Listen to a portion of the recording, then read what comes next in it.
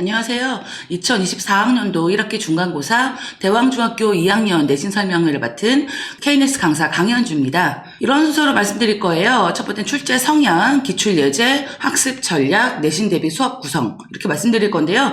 작년에 1학기 시험이 없었어요. 그래서 어떻게 시험이 나오는지 좀 궁금하신 분들이 많을 것 같습니다. 일단 출제 경향을 전반적으로 말씀드리면 교과서 2과 그리고 추가 프린트 이게 가장 기본 설정이고요. 교과서 제시어법보다는 조금 더 깊게 들어가요. 그러니까 제시어법이라 하면 한 과당 2개 정도의 문법이 주요 문법으로 등장을 하는데 보통 대왕중학교는 그것보다 조금 더 깊게 많이 다루는 편입니다. 본문과 대화문의 변형이 좀 흔하다는 점이 이 부분이 조금 독해를 준비하기 어려운 부분인 것 같아요. 출제 경향 비교드릴게요. 작년에는 1학기 중간고사가 없었기 때문에 재작년 1학기 중간고사, 그 다음에 작년 2학기 중간고사 비교해드리겠습니다. 문법의 비중이 굉장히 줄은 것처럼 보이죠? 원래 1학기 중간고사가 1학기 시험이 문법 비중이 좀 높습니다. 의사소통은 대화문인데요. 대화문 소통은 비슷비슷하고요. 어휘도 거의 다르지 않고요. 문법 비중이 재작년은 43%에서 작년은 23%까지 줄은 것으로 보여지는데 사실 문법 유형이 좀 애매합니다. 그래서 어떤 부분까지 문법으로 볼 수 있는지가 애매한 문제들이 좀 있어요. 독해 비중도 거의 비슷하다고 보실 수 있는데요. 작년에 2학기 중간고사는 사실 서술형이 없었거든요. 서술형이 없었는데 영작 문제가 나왔다? 이건 영작을 만드는 객관식 문제였습니다. 영역별 특징 간단하게 알려드릴게요. 대화문은 이게 가장 아이들이 힘들어하는 부분인데요. 그냥 대화문은 그대로 외우고 표현을 암기하는 게 아니라 그 안에 사용된 문법을 다 체크를 해야 돼요.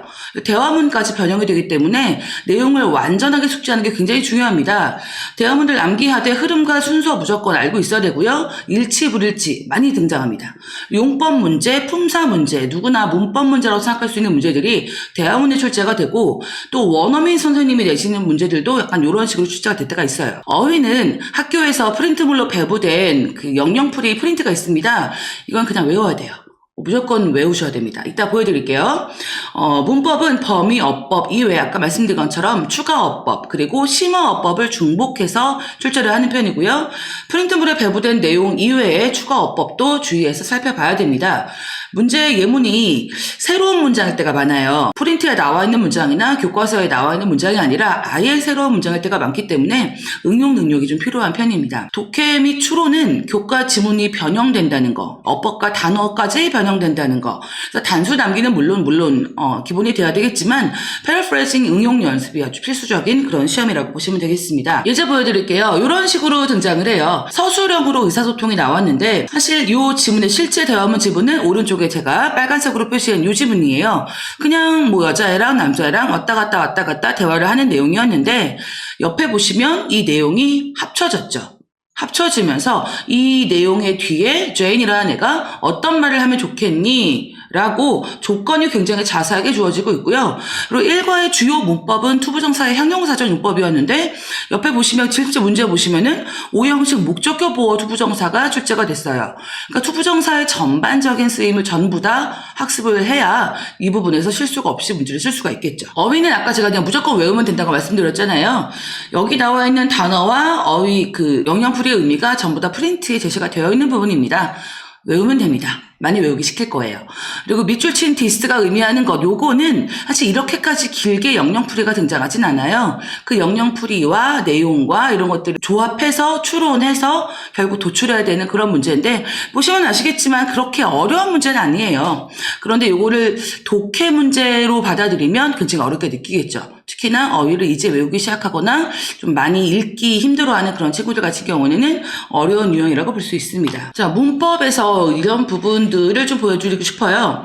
대세용법은 이번 범위 문법이 전혀 아닙니다. 전혀 아니고 이번에는 현재 완료 2과의 오형식 그다음에 1과에는 형용사적 용법 if절 이렇게 총 4가지가 문법인데요. 대세 쓰임이 여러 가지로 등장을 했죠. 대명사, 접속사, 그다음에 형용사 등등의 여러 가지로 쓰이고 있어요. 이런 것들을 구분하는 연습도 필요할 것 같고요. 옆에 선지 12번 보시면 투부정사의 용법이 각양각색으로 출제가 됐네요. 보통 이런 식의 문제는 3점 아니면 3.5점 이 정도로 출제가 되기 때문에 많이 출제가 되진 않아요. 한 두세 문제 정도 나오니까 맞춰줘야만 등급을 유지할 수가 있습니다. 영작 문제는 이런 식으로 출제가 될 거예요. 아주 어려운 문제는 아닙니다. 그런데 아이들의 입장에서, 특히 첫 시험을 보는 입장에서 아주 여러 가지로 틀릴 수 있는 경우의 수가 있어요.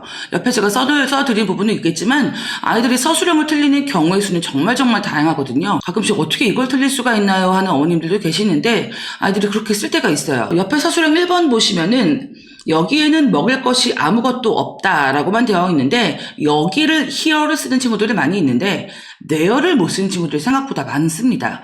그래서 여기 나와 있지 않은, 우리 교과서에 나와 있지 않은 그런 문장이라고 할지라도 이것들을 조금 더 여러 가지로 문장을 써보고 영작하는 연습이 굉장히 필수적인 거예요. 보통 가장 많이 나오는 오답이 here is nothing to eat here. 이런 식으로 here를 2번 반복한 경우였어요. 옆에 서술형 3번 보시면은요, be careful 하고 or 나와 있잖아요. 이거를 바꾸는 연습을 많이 했어요. 그래서 앞에 부분에 그 선지로 나오는 문제들은 거의 다 맞췄는데, 근데 be careful을 그냥 if you be careful을 쓰는 오답이 존재했다는 거. 그런 식으로도 아이들이 실수를 할 수 있다는 거. 그럼 그 실수를 대비하기 위해서는 많이 쓰고 많이 고치고 많이 연습하는 방법밖에는 없다는 겁니다. 네, 신학습 전략 전반적으로 설명드릴게요. 문법은 범위보다는 더 많이 해야 되고요. 암기는 기본, 응용은 필수. 이거 기억하시면 될 것 같아요. 어휘는 그냥 프린트물 제시 어휘 그냥 그대로 다 외워주셔야 되는데요. 다른 학교 좀 어렵게 나오는 여중 같은 그런 학교들의 영영풀이보다는 짧습니다. 그래서 외우고 체크해야 좀 더 편한 부분은 있어요. 수업 시간에 따로 언급한 어휘들 필기도 해야 돼요. 필기가 굉장히 중요한데 아이들이 잘 안 갖고 오거나 안 쓰는 경우가 있거든요. 대화문은 내용의 이해 암기는 물론이고 사용된 문법 체크하셔야 되고요. 본문은 선지 변형을 항상 대비하셔야 되고, 문법은 범위어법 이외에 심화, 추가, 숙지하셔야 되고, 서술형은 핵심 문법, 주요 수거, 표현 사용해서 영작, 정확한 문장 작성이 관건이다. 이 말씀을 드리고 싶습니다. 내신 수업은 이렇게 구성됩니다. 총 7회차 플러스 직전 보강, 총 8회로 진행이 될 거고요. 보시면 아시겠지만 1회, 2회는 주로 1과, 3회, 4회는 주로 2과, 그리고 5회 1과 정리, 6회 2과 정리, 7회차 1, 2과 문법 다시 한번 정리하면서 1, 2과 모의고사를 2번 이상 봅니다. 직전 보강 때는 전체 내용 정리하고 그리고 직전 모의고사를 진행하도록 합니다. 수업 자료 이렇게 보여드릴게요. 작년 2학기 중간고사 내신 필수 자료였는데요. 어떻게 제가 준비를 하는지 좀 보여드리려고요. 책에서 나와 있는 거 말고도 이렇게 대화문 같은 데서 나와 있는 그런 영영풀이도 많이 있거든요. 데피니션 따로 있고요. 이그샘플도 모든 단어에 다 추가로 있어요. 그래서 이렇게 예문에서 채우는 연습도 한번 해보고요. 지금 여기에 있는 준비를 안 했지만 데피니션을 조금 고쳐가지고 틀리게 만들어서 고치는 연습도 시키고 있어요. 그 추가 문법만 따로 정리를 하기도 하는데요. 지각동사 등등 어떻게 문장을 써야 하는지, 특정한 단어가 어떤 문장에서 어떤 식으로 따로 쓰일 수가 있는지, 그리고 내신 필수 자료 어떻게 문장을 단어를 바꿔야 되는 건지 어떻게 수정해야 되는 건지를 결정하고요. 다 푼 다음에 제가 왔다 갔다 하면서 이거 틀린 이유 나한테 얘기해줘봐 하면서 틀린 이유, 근거까지 확인을 하는 편입니다. 직전 대비는 이렇게 수업 준비를 해요. 전반적으로 문법에 대해 정리가 되어 있는지 빈칸을 채워가면서 정리를 하고요. 그 다음에 배열해서 문장 한번 만들어보고 전환도 해보고 또 다르게도 전환해보고, 그리고 전반적으로 전체 다 어휘랑 본문을 암기 테스트를 그때 할 수는 없는 것 같아요. 시간이 좀 촉박하니까. 그래서 빈칸을 채워가면서 그렇게 대비를 하고 있습니다.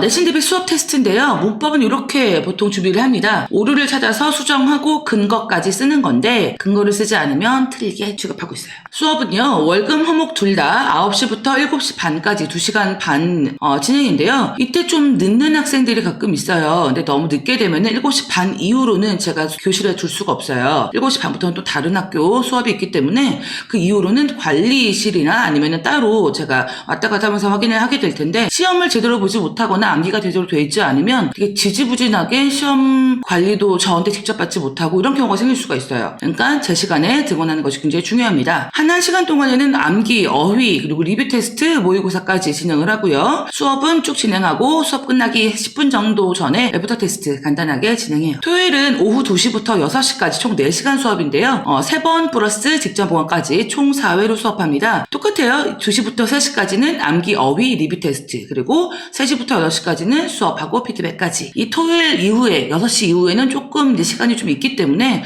아이들이 힘들겠지만 만약에 마무리가 안 된 경우에는 제가 좀 더 남아서 확인해주고 가는 쪽으로 진행하고 있습니다. 여기까지 대왕중 2024학년도 1학기 중간고사 내신 설명이었습니다. 감사합니다.